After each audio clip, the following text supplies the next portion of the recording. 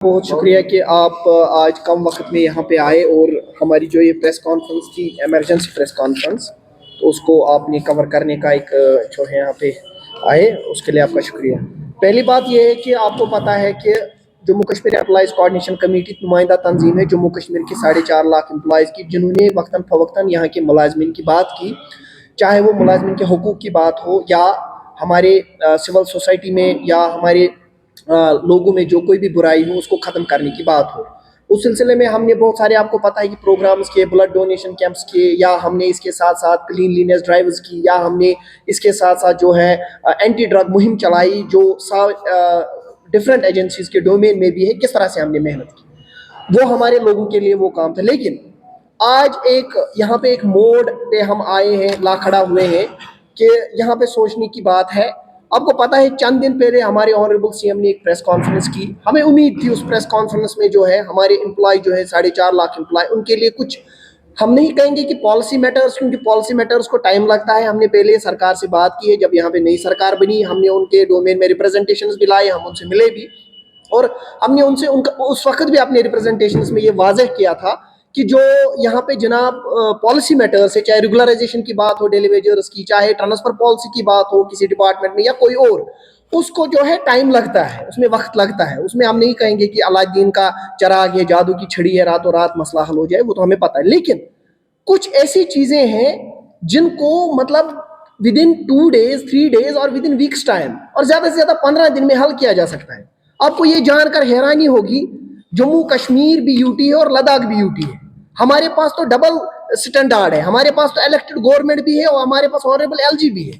Ladakh UT के पास तो खाली ऑनरेबल एलजी की सरकार चलती है। वहां पे डीए एचआरए का ऑर्डर सेंट्रल गवर्नमेंट ने जैसे ही इशू किया, 15 दिन के बाद वहां पे इशू हो गया। आज 3 महीने हो गए। सरकार ने हमने सरकार से एक प्रॉपर प्रोसीजर होता है, हमने रिप्रेजेंटेशन दी, हम सरकार से मिले। 4.5 लाख मुलाजमिन का डीए और एचआरए की कोई बात ही नहीं है, उस पर कोई बात ही नहीं हो रही है। अब जनवरी आया, जनवरी के महीने से एंटाइटल फिर से एम्प्लॉय हो गए एक और डीए के लिए। गवर्नमेंट ऑफ इंडिया तैयारी कर रही होगी एक और डीए के लिए। हमारा डीए यहाँ पेंडिंग है, हमारा एचआरए यहाँ पेंडिंग है। इतना ही नहीं, एक एम्प्लॉय का जीपी फंड जो होता है, ये इसकी एक सेविंग होती है। इसके बच्चों की शादी हो, इसके घर में कोई भी फंक्शन हो, इसको बच्चे पढ़ाने हो, ये जीपी फंड का पैसा जो है इसीलिए जमा किया जाता है। ट्रेजरी पे बिलें जो है 3 महीने से रुकी है, 2 महीने से रुकी है, 4 महीने। एक जमाना ये भी था कि 10 या 15 दिन ज्यादा से ज्यादा जीपी फंड बिल्स को क्लियर करने में लगते थे। आज तो 3 महीने 4 महीने, पैसा हमारा कहाँ गया? इसके लिए कोई स्पोक्स पर्सन सरकार की तरफ खड़ा हो जाए और जवाब दे 4.5 लाख एम्प्लॉयज को, हमारा पैसा कहाँ है, हमारा डीए कहाँ है, हमारा एचआरए कहाँ है। लद्दाख यूटी हमारी काउंटर पार्ट है, वहां पे कंट्रेक्चुअल लेक्चरर को हायर एजुकेशन में जो काम करता है 60,000 मिलता है, यहाँ 28,000 मिलता है। लद्दाख में एनएचएम का डॉक्टर 1,20,000 रुपया सैलरी ले रहा है और यहाँ पे 60,000 ले रहा है। आखिर ये तफावत क्यों है?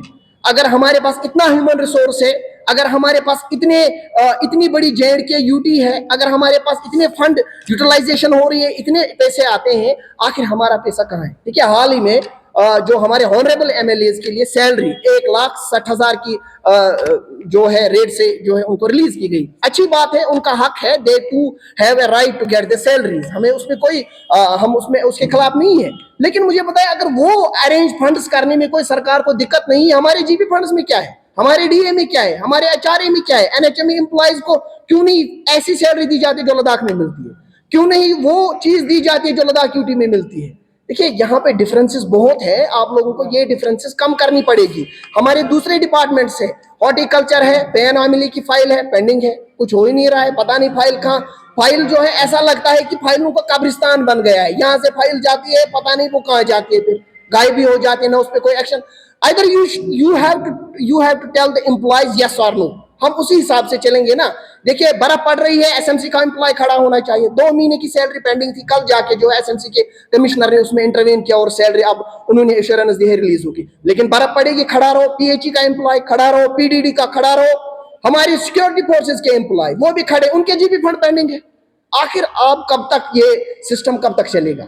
हम इसलिए हमने आज फैसला किया है, इन सारी चीजों को मद्देनजर, सरकार के पास ये सारी चीजें हमने already through a proper procedure उनको भेजा है। हमने ये फैसला किया है कि 17 जनवरी को जम्मू कश्मीर के तमाम मुलाजमीन जो है शेर कश्मीर पार्क का रुख करेंगे और वहाँ से हमारी एक जो है प्रोटेस्ट डिमॉन्स्ट्रेशन शुरू होगी जो टुवर्ड्स प्रेस कॉलोनी आएगी। इसलिए मेरी सरकार से हम मजबूर हैं क्योंकि हमारे पास कोई we have not any option, this is our last resort, protest and demonstration is our last resort. इसके बाद हमारे पास कोई ऑप्शन नहीं बचती है। लेकिन आप लोगों को हमने प्रॉपर तरीके से रिप्रेजेंटेशन दी, आपसे मिले, आपने एश्योरेंस दी, हमने वेट किया।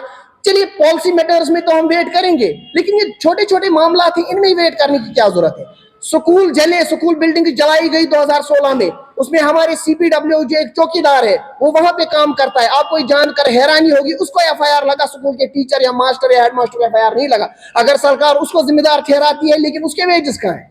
अगर सरकार उसको बर्फ में वहां पे उसकी देखभाल के लिए भेजती है तो उसके वेजेस कहाँ है? हमारा पीडीडी का एम्प्लॉय जो अभी बर्फ गिरेगी, आप देखना पीडीडी के एम्प्लॉय के पीछे BDC, DDC, deputy commissioner, honourable ministers, honourable CM, honourable LG, कितने हमारे मुलाजिमों के ऊपर इस वक्त आप देखिए सिस्टम कैसा है। एक मुलाजिम को दिन में कम से कम 50 लोग इंस्पेक्शन को आते हैं, लेकिन हमें हक है अपने हुकूक मांगने का। हमारे हुकूक दीजिए, आप हमसे जवाब लीजिए फिर हमारे काम का, लेकिन हमारे हुकूक बहाल कीजिए। अगर आप नाकाम हुए हमारे हुकूक बहाल करने में, तो हम आपके साथ कोऑपरेट करने में फिर न करने पर मजबूर हैं और हम डिमॉन्स्ट्रेशन के लिए तैयार हैं। बस आप प्रेस कॉन्फ्रेंस